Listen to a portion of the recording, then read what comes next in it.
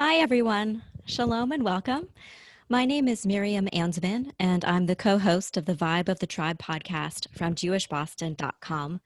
Thank you for joining us today. The coronavirus has triggered an unprecedented wave of changes to day-to-day life in Greater Boston and beyond. But existing in a state of crisis is nothing new to the Jewish people. History can be our guide during difficult times. What does the past tell us about how we will emerge from the era of COVID-19? How might Jewish life, including how we gather and how we learn, change after this extended period of radical social distancing and economic turmoil? Jewish Boston and Combined Jewish Philanthropies are pleased to present this timely conversation, which features two experts.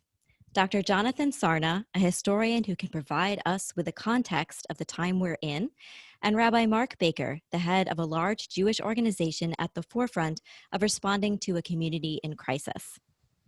Dr. Sarna is the Joseph H. and Bell R. Braun Professor of American Jewish History in the Department of Near Eastern and Judaic Studies at Brandeis University. He's a renowned scholar and author, and quite literally wrote the book, actually more than a few books, on American Jewish history, including American Judaism and Jews of Boston. Rabbi Baker is president and CEO of Combined Jewish Philanthropies, a position he's held since 2018. Previously, he was the head of Gann Academy for 11 years. We will leave time for questions from our audience at the end. Please submit them during the conversation using the Q&A button. And if you'd like, include your first name and hometown. One other important note, the weather is pretty rough out there today, and we have heard about some power loss.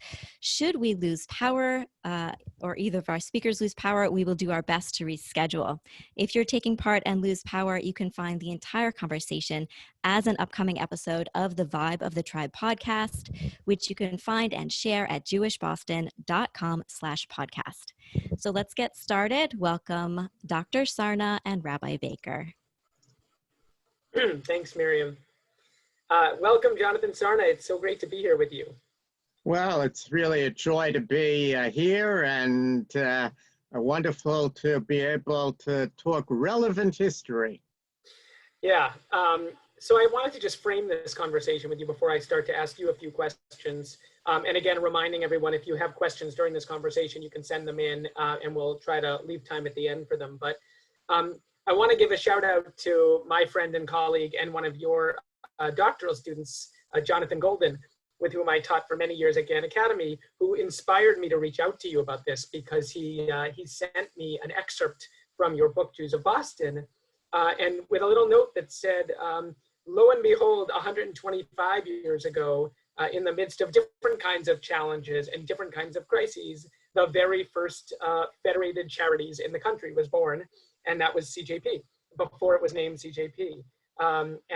Jonathan was reminding me of something that I believe is at least attributed to Mark Twain, but that he has quoted often, which is, history may not exactly repeat itself, but it often does rhyme.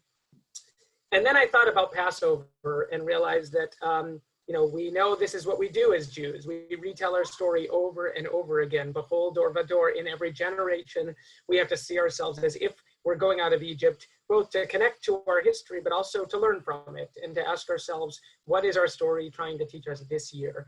And that, for me, inspires this conversation with you. I think we're living in a moment right now where people are hungry to connect with one another, and I think looking for content, not only to learn, not only to deepen their knowledge, but to actually to make meaning of this moment. And you as a historian, I think, are uniquely positioned not only to help us understand the context in which we're living and the world from which we come, but to help us actually interpret the world in which we're living through the lens of our history. And lastly, I would say clearly, as we think about our history and what it has to say about this moment, we know that we are going to be faced with choices as individuals and as a community, and that the choices we make now will write the history of the future. So I'd love to talk with you a little bit today about the world from which we come and what we can learn from it and what you think that says about the moment we're in. So let's just get to it. Let me start by asking you, you're a student of American Jewish history.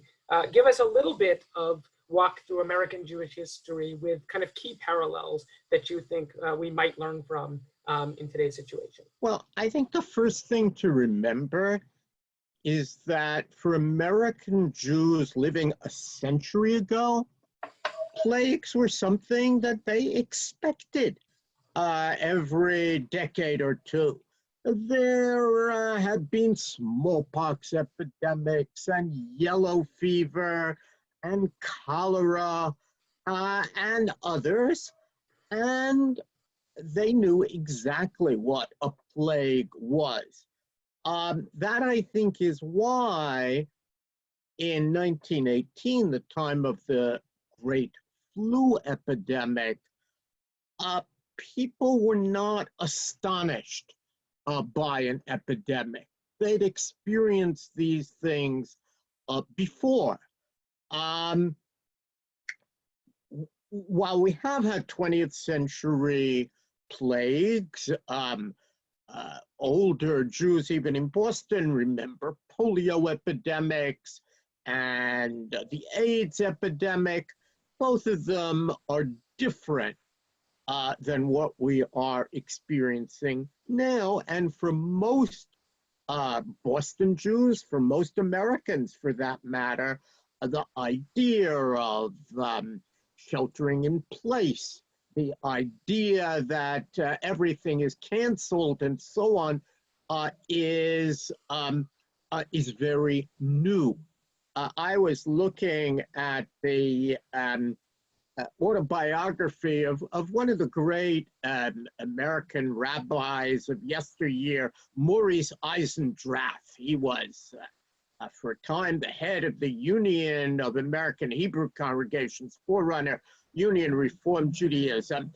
And he says, kind of matter-of-factly, that he went off to rabbinical school, and it was 1918, and soon after he got there, they sent everybody home because of the flu epidemic. And so he went back home, and by the time he got there, his father had the flu and tragically passed away. So it was something that they knew about. The 1918 flu epidemic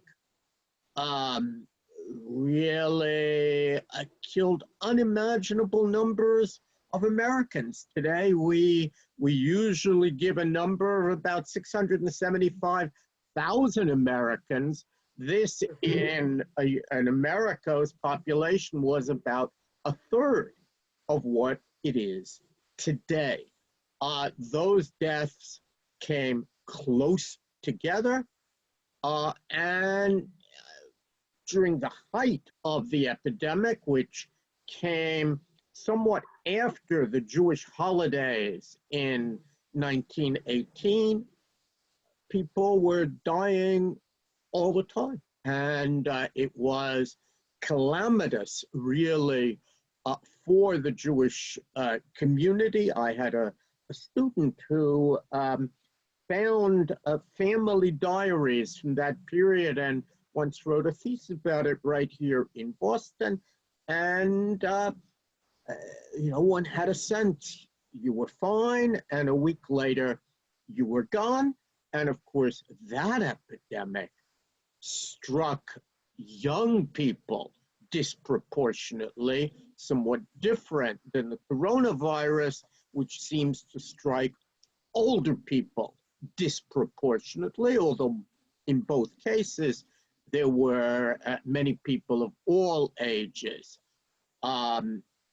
who were felled.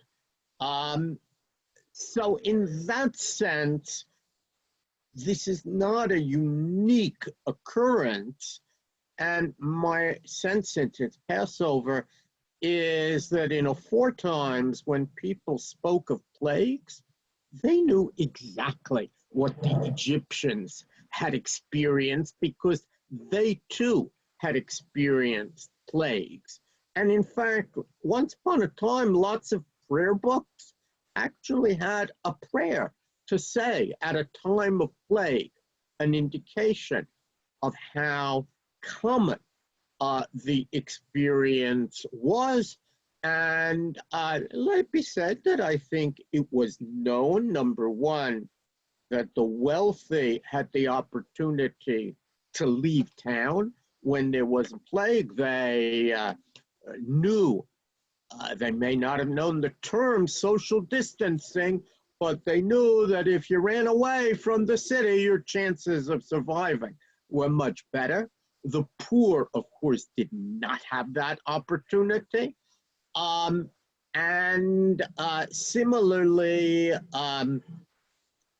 they knew that plagues often tested leaders.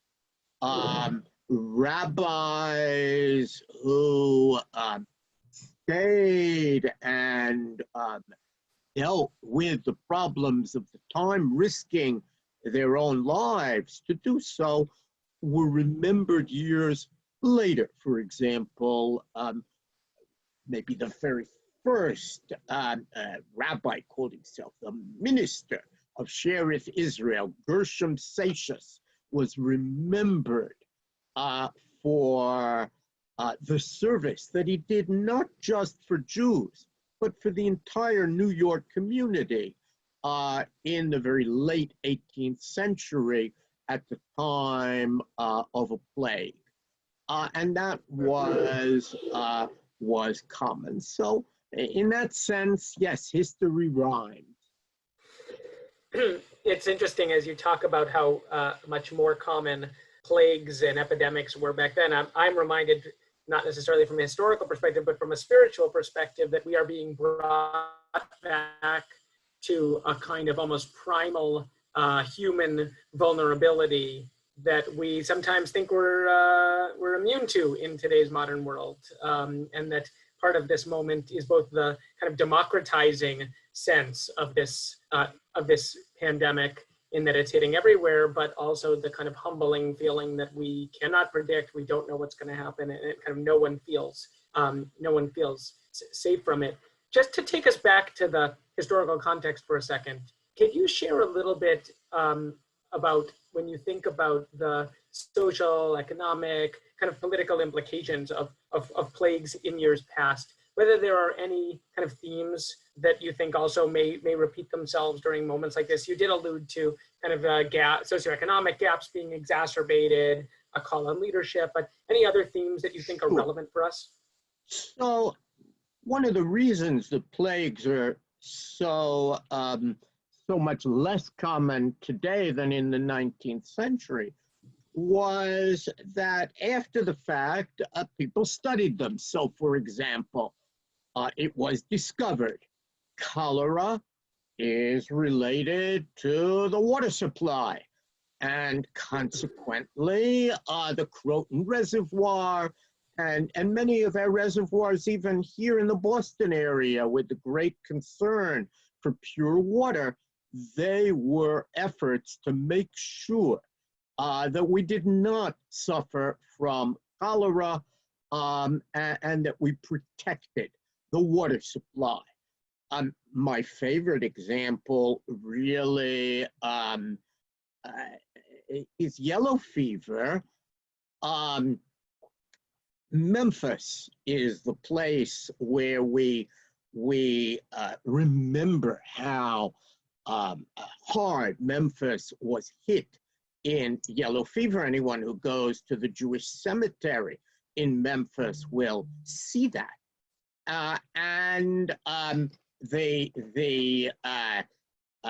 Memphis, we can really see what happened.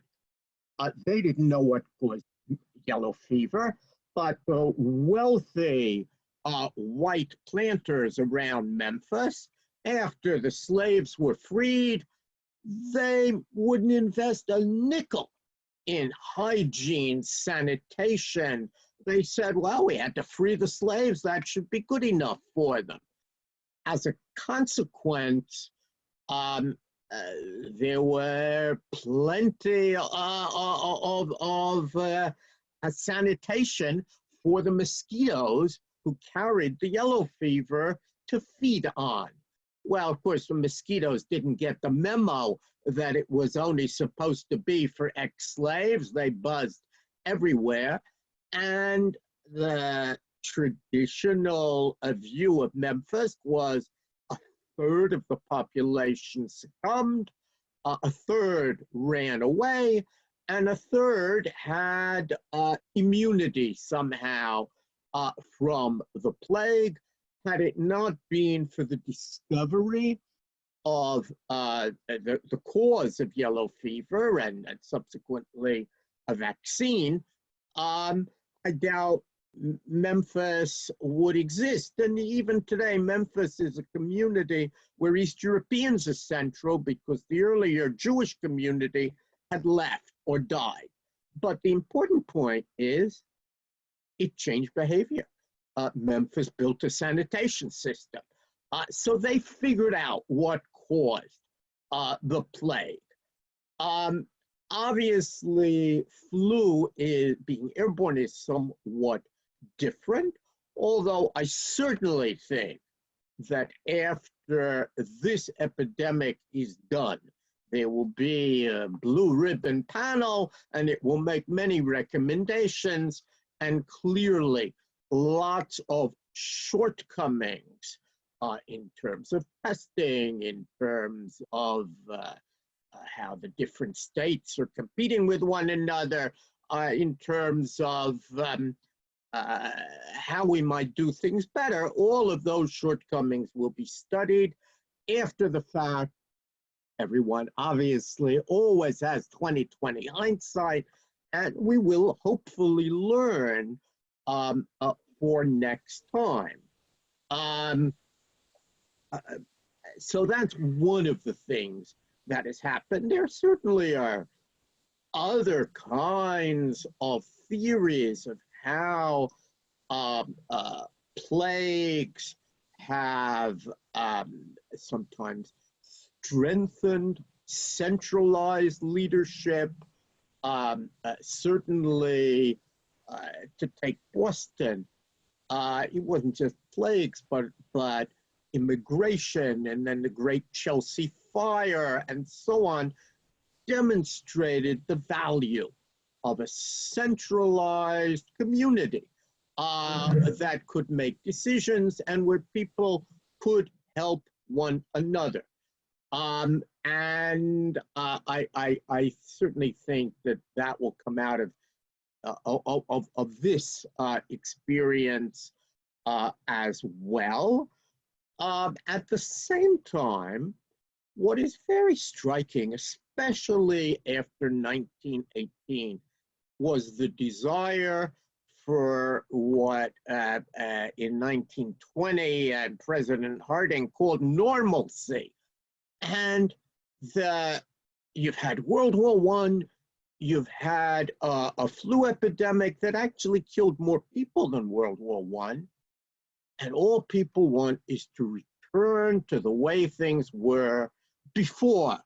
And I tend to think that the desire for normalcy, for a return to what had been before, will be a kind of short-term response in this case as well. Although one hopes that some lessons will nevertheless be learned.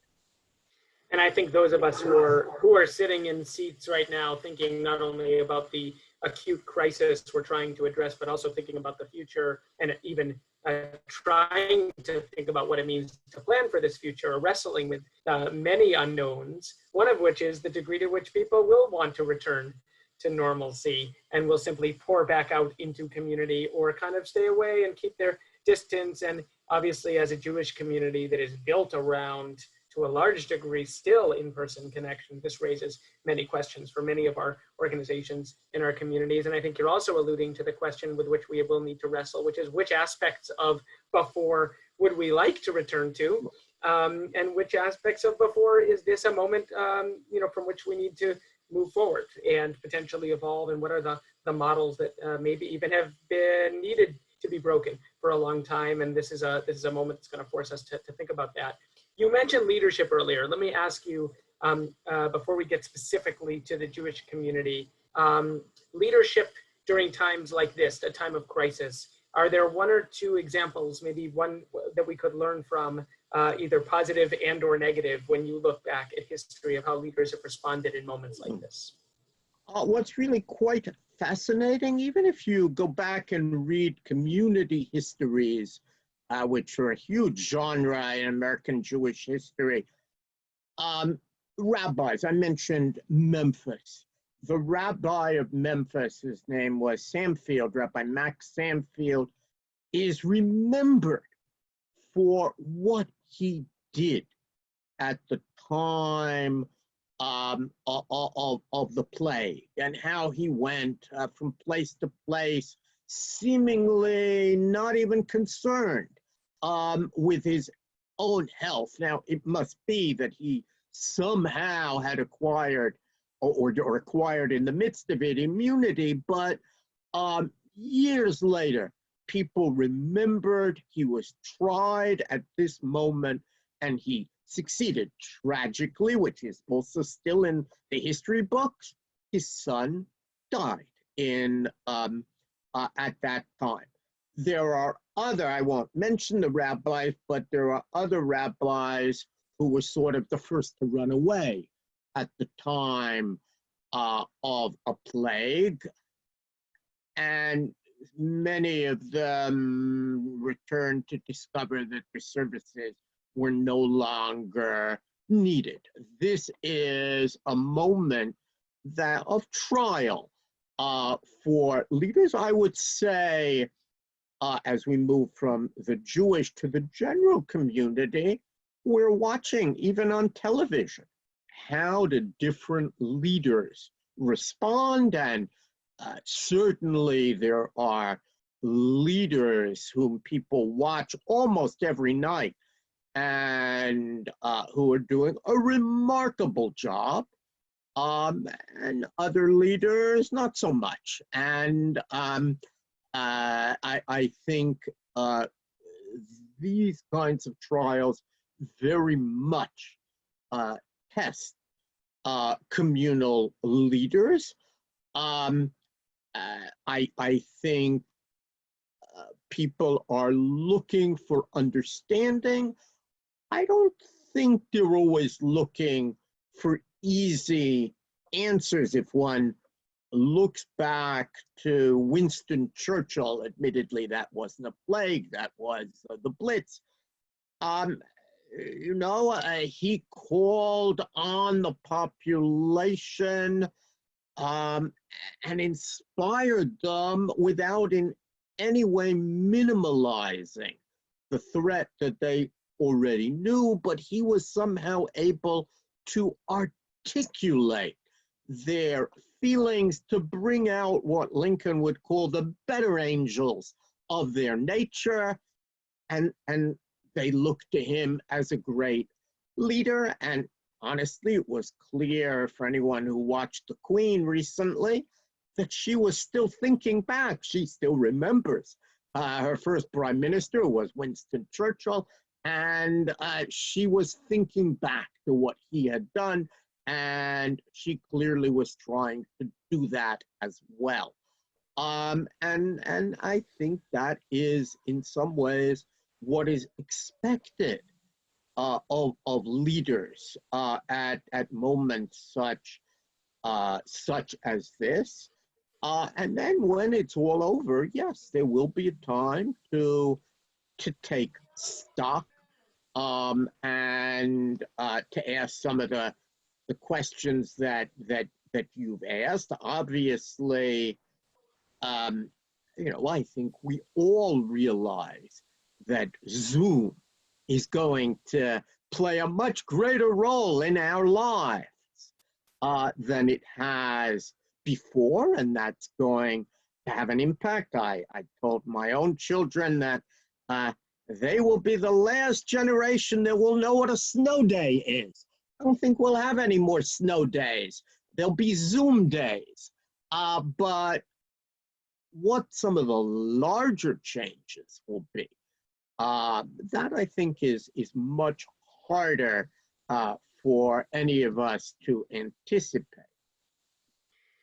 I just love your Churchill example, because one of the things I've been thinking about myself is that this moment calls upon leaders, and not just leaders in terms of people in positions of authority, but anyone who is striving to move things forward. And, I think today with people living at home with their families, let's remember every parent is a leader, of their own small tribe and trying to help people just make it through one day at a time. But that holding that kind of beautiful balance of both kind of empathy and we are in it with you and I can reflect back to you what it is that you're feeling in a way that gives you a sense that I'm in touch with you, while also holding up some sense of hope and possibility of a brighter future without seeming out of touch it's a delicate balance. And I think it's a great example to point to.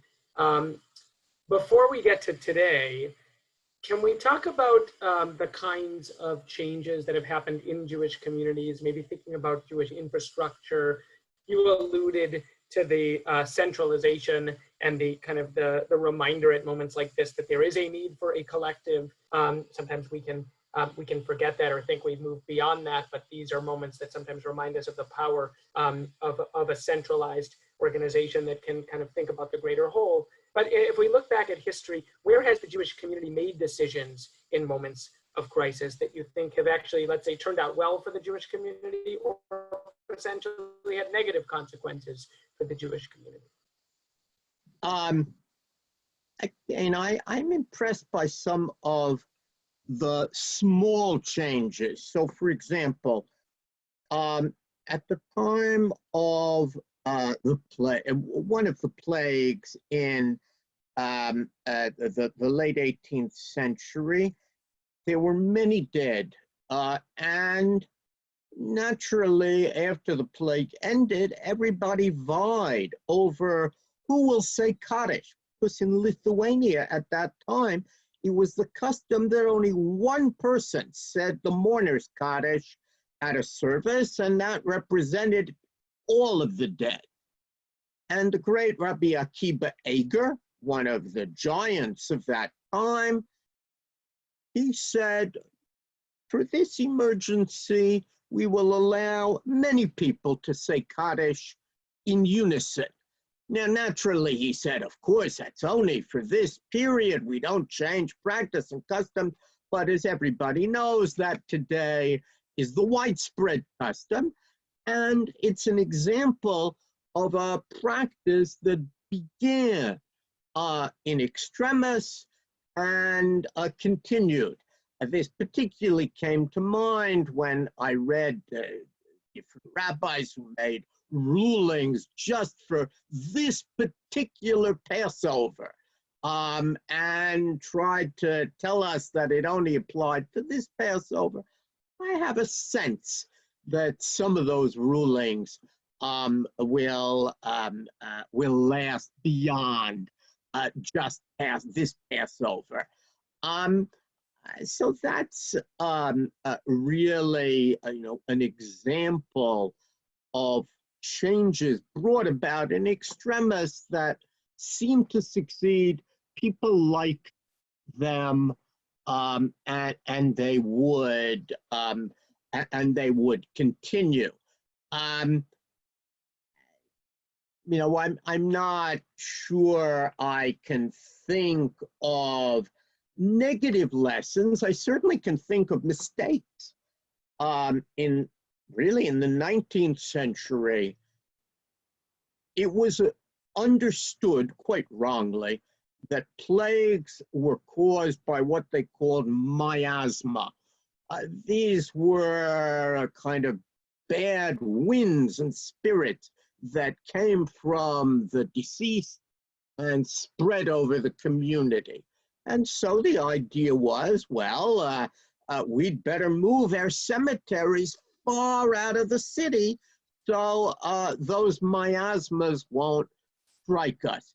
And in community after community, to this very day, Jewish and non-Jewish cemeteries are often far outside the city. Many rabbis know, if someone dies, half a day is going to be spent getting to and from the cemetery, and they don't think to themselves, that was all based on a mistaken notion of where various plagues came from and how we could prevent them, but we still somehow have these cemeteries at a great distance from town. So not every conclusion will turn out to be correct. Hopefully, today's scientists will do a better job of teaching us what to do.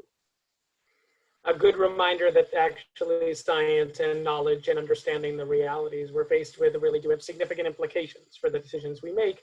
In that case, mostly about convenience. I love your Rabbi Akiva Eger story because that's a case of like democratizing Kaddish. And at a time when we think a lot about what it means to open up Jewish life, bring more people in, people who are on the periphery, people who cannot or just are not accessing Jewish life. I think one of the questions we're going to be asking ourselves is, are there ways we're doing things differently now that significantly open up the doors and the windows of Jewish life and Jewish community for people? I want to ask you about priorities and communal priorities, because obviously moments of scarce resources and difficult times, and here we're talking not just about the medical side of a plague, but about the economic implications of that plague. And we still obviously do not yet know how serious, severe the implications of this will be and how long they will last. But obviously Jewish communities need to make hard choices about priorities and prioritization during times of economic hardship. Can you talk a little bit about any learnings from history about the choices Jewish communities have made about what to prioritize and what the implications of those choices have been?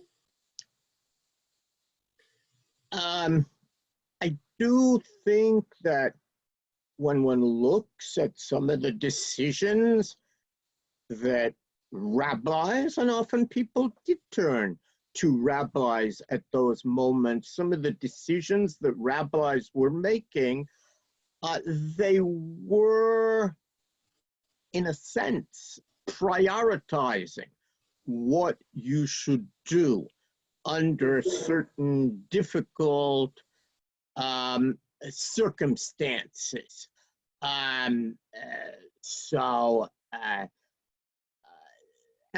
sometimes, interestingly, today we are actually making different decisions than they would have made. So in an earlier day, you do find people talking about how can we keep the minyan, the prayer quorum of 10 men going? How can we keep up the minyan? Clearly, at such a grievous time, we need to continue to pray to God. One of the striking features today has been an understanding that, notwithstanding the importance of prayer in community, at this time, we need to separate ourselves from everybody.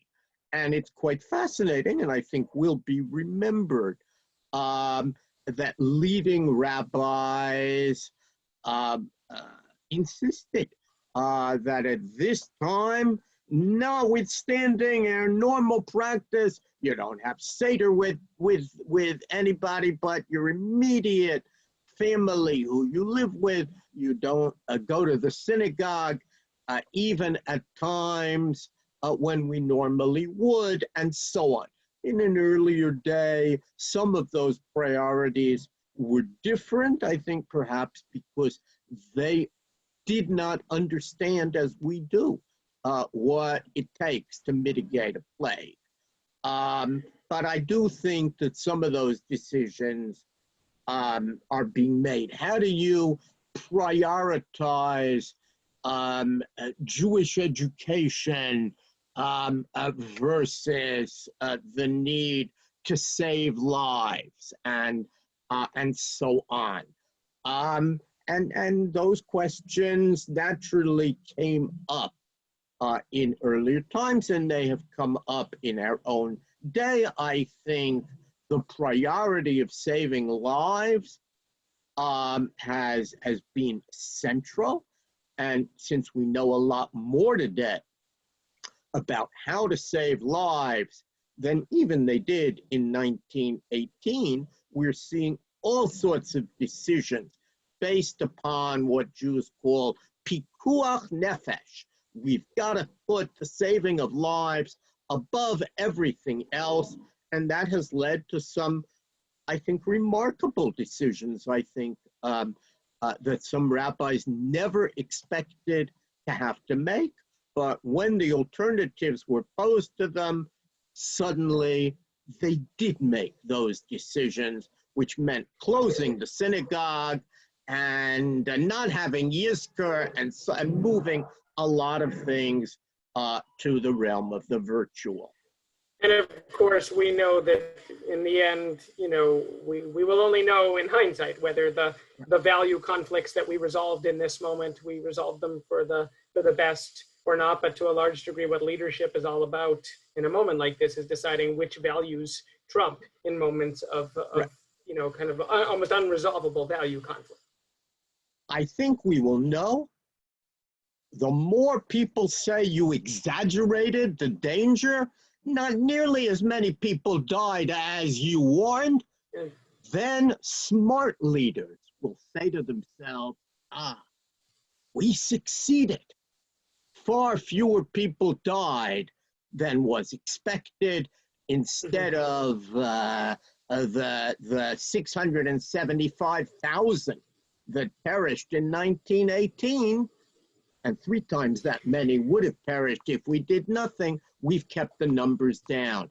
And it's crucial, I think, for leaders to know that when folks say you exaggerated, that's when we know, we saved lives, we succeeded. Maybe on that note, we should open it up to folks who have questions. Yeah. We've got a couple of questions. Yes, we have a couple of questions, which is, can you hear me? One alludes to something you mentioned earlier, which is Jewish education. Let me start with the Jewish education question from David in Boston, who noted that when you, Professor Sarna, teach about the Great Depression, you've commented that to save money, the Jewish community closed many of their boards of Jewish education. And this listener is wondering whether you are seeing, as we prepare for a financial crisis and synagogues are going kind of virtual, whether you're seeing or anticipating any decisions by the Jewish community that might make sense in the short term, but could create problems in the long term. So let me just give the context there. That has more to do with the Great Depression than plague, but in the Great Depression, it is absolutely the case that people needed money. The Jewish community was a lot poorer, and the first thing that they did was stop paying Jewish education on the theory, I'd rather feed my family. Jewish education is important, but keeping my kids alive is even more important. But the result of that was that the community of the 1930s was actually our most ignorant generation. Those that grew up, you only have a few years to educate people. If they don't get a Jewish education, you see that kind of move decade by decade. And the generation of the 30s pulled out of their supplementary schools, never made up what they had lost. And our colleague, Professor Jonathan Krasner, has shown with a lot of numbers how in city after city, the numbers of Jews attending schools really collapsed in the 30s, and many schools collapsed as well. And actually, one of the amazing things that happened in Boston in 2008 was that the combined Jewish philanthropies voted, well, we're not going to make that mistake. We are going to keep the schools open. We're going to keep them going. And that's an example of learning from past mistakes. I think we are seeing that some Jewish startups are in dire straits lots of Jewish community centers really are deeply concerned. Can we survive? And Jewish newspapers are closing. England's closed, the Jewish Chronicle, without hardly any attention being paid to it. The London Jewish Chronicle, the oldest Jewish newspaper in the world, ceased operations. The Canadian Jewish News, the most important Jewish newspaper north of the border, similarly announced that it was closing. What does it mean when we no longer have a Jewish newspaper to unite us as a community? What will be the implication of that happening? And I think it will be very important to think about those kinds of priorities if the economic downturn really perseveres. We're going to have to make difficult choices, and one hopes that those choices will be made by people who think hard. Can we live without these institutions? At the same time, we know it here in Boston. When times are tough, sure, there are going to be institutions that go out of business. 2008, even as we protected Jewish education, the Bureau of Jewish Education, created in a different era when Jewish education was organized communally rather than by synagogue, the Bureau of Jewish Education did not survive that moment. So as we look around and we see Jewish newspapers, we see Jewish community centers, we see Jewish startups, we're going to have to decide, well, what are we going to protect? And what are we going to say, we can't protect this. And It's outlived its day. And it seems to me that one of the things I think is going to be critical is not only focusing on what we are protecting in terms of institutions, but what matters most in terms of the quality and character of our community. So even if the form that some of these functions takes now can no longer make it, it's going to be critical that we affirm core values. So if we lose a school or we lose something like that, are we going to come out of this as a more educated Jewish community a generation from now, but just in different ways? Or are we going to, miss the boat and undervalue education for an entire generation? Those are some of the questions we're going to have to ask ourselves. And I think that will determine whether the changes we undergo are ultimately for the good or actually are ultimately blind spots of our generation in terms of the choices we make right now. We've got one or two other questions that I want to get to before we wrap up in a few minutes. So this one is from Samantha, who writes, I'm reading about pandemics and plagues hitting hardest among the poor as well as minority populations. She says, CJP is doing amazing work right now. Thank you, Samantha. Is there a long history of Jews helping other minority populations at a time like this? Or do we typically stay more insular and kind of focus on taking care of our own right now? So I think Samantha is, first of all, understanding that people at hard times and at times of plague and in times of downturn, then they discover, oh, I'm part of a Jewish community. It cares about me. Now I get it. And I think some of that is very clear. It was really remarkable that we gave Seder in a box to so many people. And I understand that idea, like many other ideas historically, kind of moved from Boston across the country. But she's then asking another question, which is really the social justice question. Maybe we know that your own poor take precedence, but aren't we caring about the poor of the community? And CJP historically has used these opportunities also to make clear it's not an either or, it's both. We care about our own poor, we care about the poor of the Boston community, and you know, plagues show us how much we have in common with our neighbors. They don't ask the question of who is a Jew.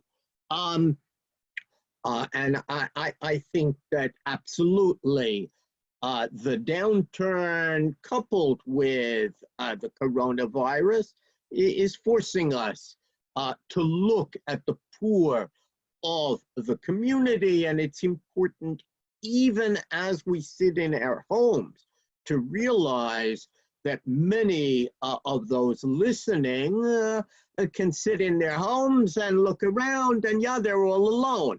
But there are plenty of people in Boston, when they sit at home, there are many around them in very, very, very close quarters, and their experiencing of social distancing is utterly different from the experience of those fortunate enough to own their own home. And I do think we have to remember and think about that.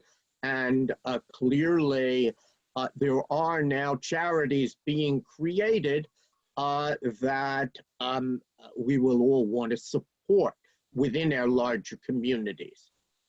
And I really love the way you said it's not an either or, and it's one of the things that makes me most proud of CJP and our Jewish community, which really sees it as a both and. We need to be a community that focuses on taking care of our own, but that very much feels ourselves engaged with the broader society of which we're a part. One of the first things CJP did was make small grants to the emergency funds of the United Way and the Boston Foundation, just as a way to make clear that the Jewish community feels a part of civic Boston and feels committed to the, again, both taking care of the Jewish community, but being part of the broader collective. I'm gonna ask you two more questions, one of which is big and the other one of which is, I think, a nice way to end. Rachel asked if you could say a few words about the rise of anti-Semitism during times like this, during plagues, and how that may be relevant to now and the potential of, or what we're already seeing in terms of the resurgence of anti-Semitism. So certainly and infamously at the time of the Black Death, which was so little understood, this was a terrible time for Jews. It was very easy to blame it on the Jewish community, and scapegoating, I think, does historically emerge at these times. It's one is looking, can't we blame somebody? And clearly some of that is going on. Anybody who has, as I do, some Asian students will hear horrific stories about how people turned to them as if they were responsible somehow, and they bore all of the anger of the time in a way that they did not expect. And we are similarly seeing very unfortunate cases of anti-Semitism, especially we've seen it in Huntsville, Alabama. We've seen it in areas of New York, where the Haredi population is not only confronting a totally disproportionate number of deaths and illnesses, partly because social distancing is the antithesis of what Orthodox Judaism is about. We're all about getting together with our fellow Jews, so not surprising that they've suffered disproportionately, and tragically the holiday of Purim played a role there. So we are seeing anti-Semitism. Honestly, the anti-Semites knew the Jews were responsible for the coronavirus even before the coronavirus existed, because Jews are always responsible in their mind, and then they look for evidence to support it, and the haters, who are always looking to blame an outsider, whether it's Asians or Jews or some other outsider, they always can use this opportunity to prove it. And tragically, we are seeing it. It's not new, and it's something we need to call out, and it reminds us that, yeah, in the eyes of some Americans, even Jews who have been here for generations are somehow still outsiders. And there's nothing we can do about it, but we should know it. And this, of course, is a good reminder that we are working really hard as a community right now, sadly, both on educating ourselves about anti-Semitism and on keeping our buildings and our institutions and our communities secure, giving out more security grants, especially during a time when people aren't in their buildings, to make sure that we can do the kind of basic work to keep ourselves as safe and secure as possible.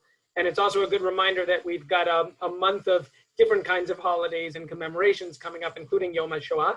And it's a good time to both commemorate and learn from that tragic history also. So we never forget, and we learn from history. Thank you so much for that question, Rachel.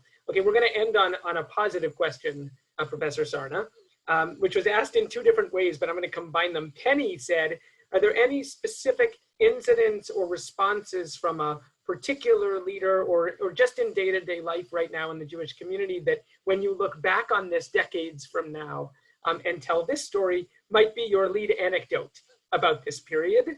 And then another listener just asked, what gives you hope right now? And I'll combine those into one and ask you to kind of wrap us up on a note of something you're seeing that gives you hope.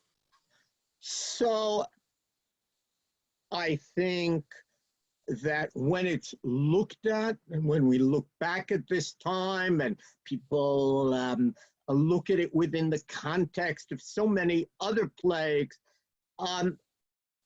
the way we managed to make meaningful Passover, notwithstanding social distancing rules and closed synagogues, that was remarkable.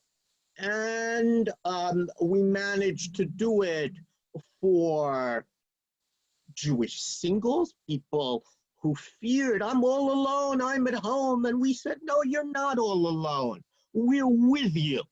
And we demonstrated that. We demonstrated it through Zoom. We demonstrated it through Seder in a Box. But the people who might have been neglected discovered they're not neglected. We remember them, we care about them.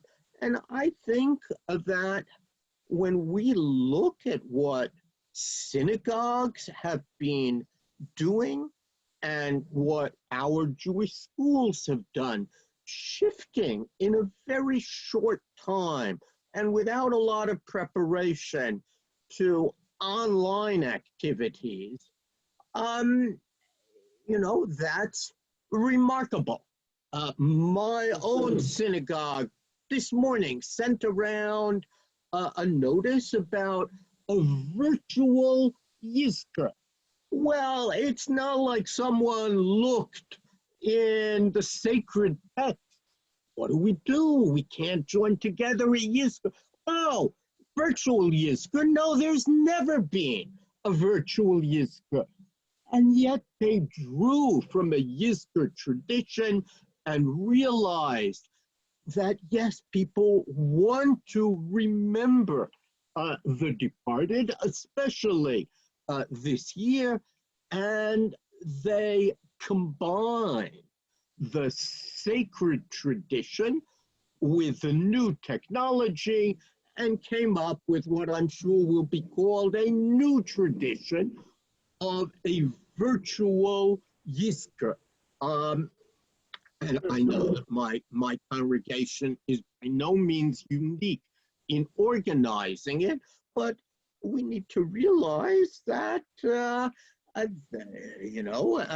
this was an innovation at the last minute, and anybody who has participated in one of these, whether it's a virtual shiva or a virtual funeral, things we never heard of until now, I think is astonished at how meaningful they have been and realizes that our rabbinic leaders have met the challenge of the hour, just as Rabbi Akiva Eger did in his day, and somehow were able to combine the old and the new to realize that people sitting at home have spiritual needs and met those needs. And these are not just spiritual needs, but those who felt healthier, who were more able to move around, who are younger, have been providing food for those who are inside. These are the moments when the community, I think, has risen to the challenge. And that, I hope, is what will be remembered in the annals of history. What a beautiful way to end, to have the historian talking about how innovation is actually allowing us to remember in new ways. I hope that what you say will be the way that we are remembered right now. The story they will tell about this moment is that we were a community that let no one fall through the cracks, that let everyone know we see you, we have your back, and that even though we're socially distancing, nothing could keep us apart from one another and from the meaning and purpose that the Jewish tradition can provide us. So thank you so much, Professor Sarna, for being here today and for this really meaningful conversation. And I hope we'll be able to get together in person before too many weeks are passed. Amen. Well, thank you, Dr. Sarna and Rabbi Baker, for this fascinating conversation. And thank you, everyone, for joining us. You can find this conversation at JewishBoston.com/podcast in the coming days. And in the meantime, everyone, stay safe and be well. Thank you.